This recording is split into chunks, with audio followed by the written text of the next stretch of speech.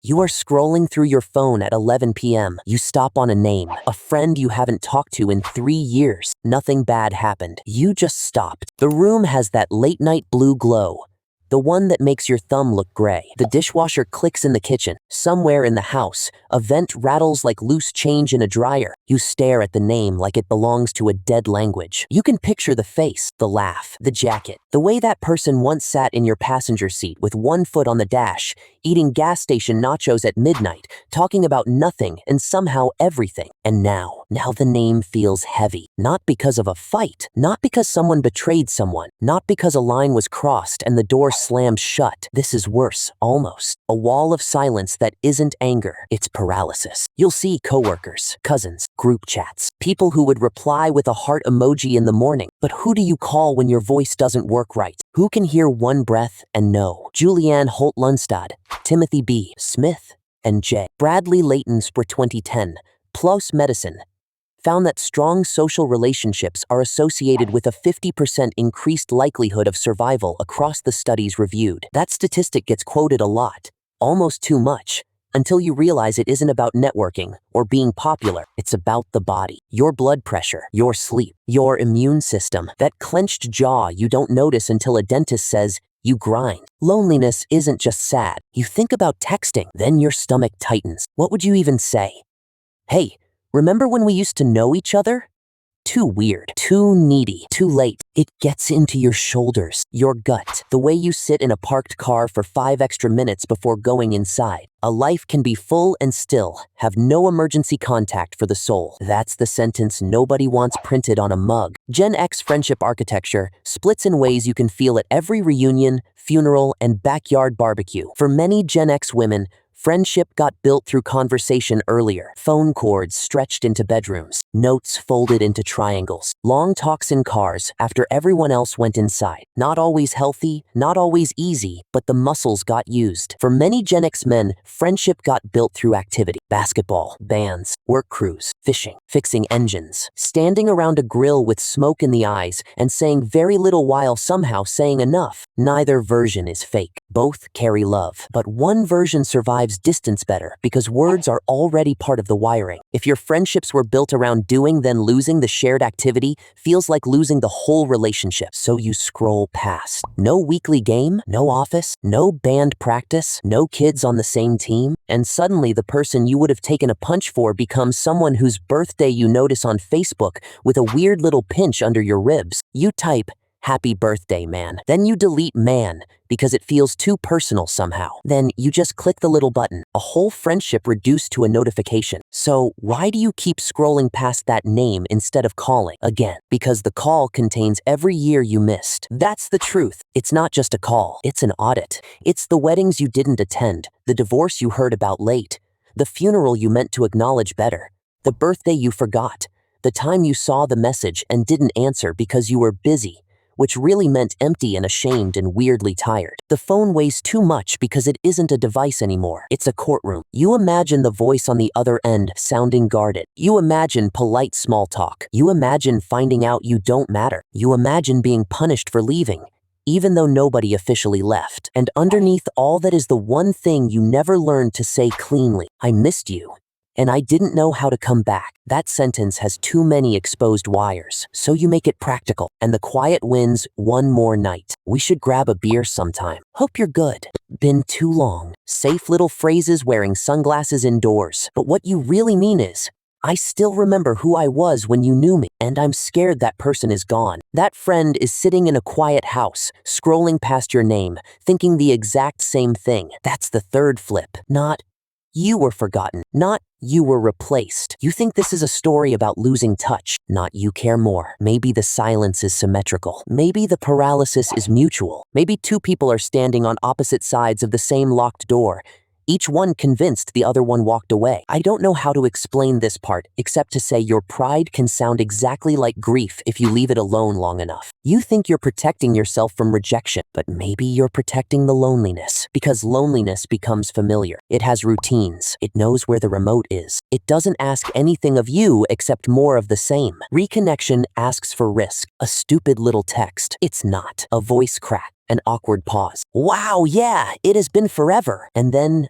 Maybe a laugh. Not the full laugh at first. A rusty one. A cough laugh. A garage door opening after winter. But that sound might be the beginning of your life getting a little less narrow. So here's the move. Not a grand reunion. Not a speech. Not some dramatic apology typed at 1:17 a.m. with wet eyes and too many commas. One text. One call if you can stand it. Something so simple, your brain can't turn it into a hostage negotiation. It's a story about a generation that was never taught how to reach. I was thinking about you. That's it. No performance, no essay, no demand. Just a hand on the old wire to see if there's still current. Maybe nothing happens. Maybe the reply comes tomorrow. Maybe the reply comes in 4 minutes and your chest does that strange drop, like an elevator starting too fast. Maybe you end up in a diner 2 weeks from now, sitting across from a face with more lines around the eyes, coffee burning your tongue, both of you pretending the first 10 minutes aren't awkward. Then one old story lands. The gas station nachos, the bike crash, the teacher with the bad toupee, the song from the basement. And there it is. Because if you grew up Gen X, nobody handed you a script for closeness. Nobody sat you down at the kitchen table under the buzzing fluorescent light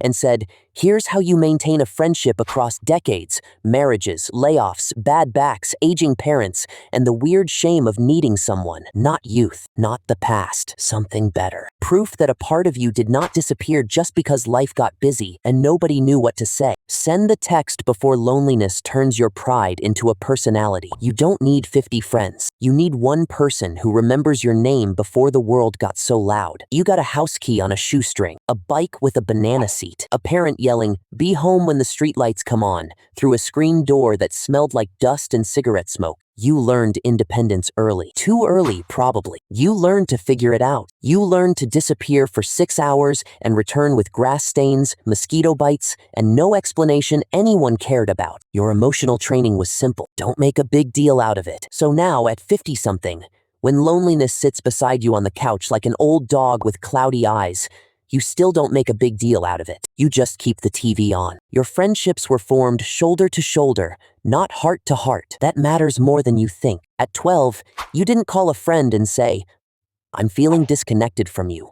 You showed up with a football. You knocked twice, waited on the porch, smelled cut grass and hot asphalt, and asked if that friend could come out. You built tree forts with bent nails stolen from coffee cans and garages. You traded baseball cards, garbage pail kids, cassette tapes, comic books with wrinkled covers. You rode bikes in loose packs down streets with no helmets, no water bottles, no GPS, just the metallic tick of spokes and the sound of someone yelling, "Car." Friendship was action. You didn't process pain. You threw rocks at creek ice until it cracked. You didn't confess fear. You walked to 7-Eleven and mixed every Slurpee flavor into one brown mess. You didn't say, "I love you, man."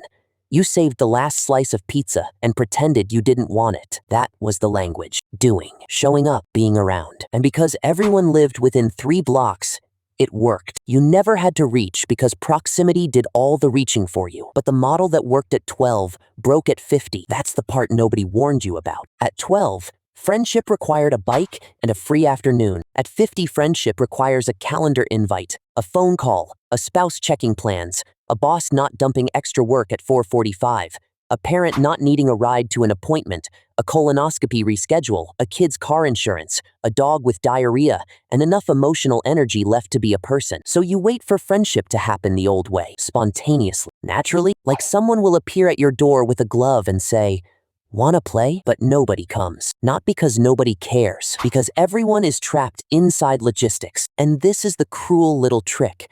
The friendships you built without language now require language to survive. You have to say, "I miss you." You have to say, "Let's pick a day." You have to say, "I know it's been too long," and every one of those sentences feels like walking barefoot across a floor covered in Legos. So you don't. You tell yourself friendship should be easier than this, and then you spend another Saturday making small repairs to a quiet life. The data has a cold sound to it, like a metal folding chair scraping across a church basement floor. Daniel A. Cox reported in 2021 for the Survey Center on American Life that 15% of American men said no close friendships existed in current life, compared with 3% in 1990. Not a little lonely, not busy lately, 0 close friends. For Gen X men, that number lands in the chest differently, because Gen X sits in the middle of the old friendship world and the new one. You remember having people around without effort. You also live in a time where effort is the whole machine. Researchers have a phrase that fits too well.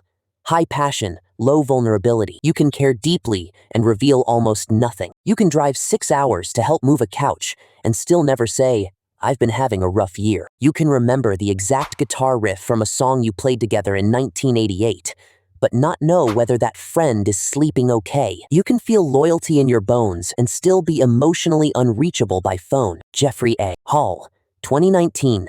Journal of Social and Personal Relationships, Yspushin found that friendship takes time. Real hours, repeated contact, unglamorous presence, somewhere around 200 hours for close friendship. But Gen X grew up believing time together would just happen. Now time has to be fought for, and you were trained not to ask for much. That's a bad combination. Your friendships did not die. They went dormant. The wire is not dead. It just has not been picked up. That's the second flip.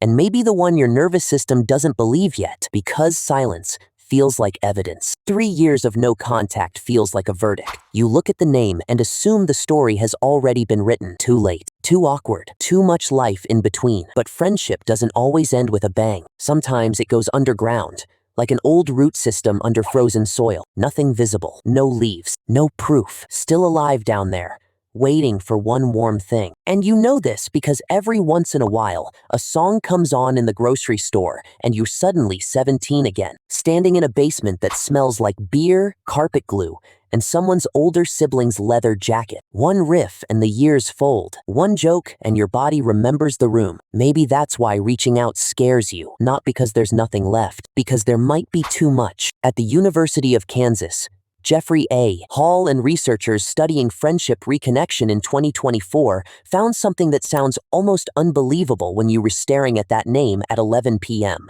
The quality of reconnection with an old friend can be nearly indistinguishable from the quality people felt when the friendship was active. That should stop you, because your brain keeps telling you the bridge washed out. The research says maybe the bridge is still there, covered in weeds, rust on the railings, a few boards loose, but there. This lines up with older social psychology too. Rebecca G. Adams and Graham Allen, 1998. Personal Relationships wrote about friendship as a relationship often shaped by context and availability, not just affection. Translation: people vanish from your daily life, and your heart makes the wrong assumption. You assume absence means indifference, but sometimes absence just means work got weird, marriage got quiet, knees started hurting, money got tight, shame got loud, and nobody knew how to restart the conversation. You think silence means I don't care. Sometimes silence means I don't know how to come back without looking stupid. And God, if that doesn't sound familiar, here's what it actually costs you. Not in some soft focus greeting card way. In the real way. The ugly way. It costs you the person you call at 3 a.m. Because one night, something will happen. Maybe the hospital hallway smells like bleach and old coffee. Maybe your phone battery is at 9%. Maybe a doctor says a sentence that splits life into before and after, and you'll scroll.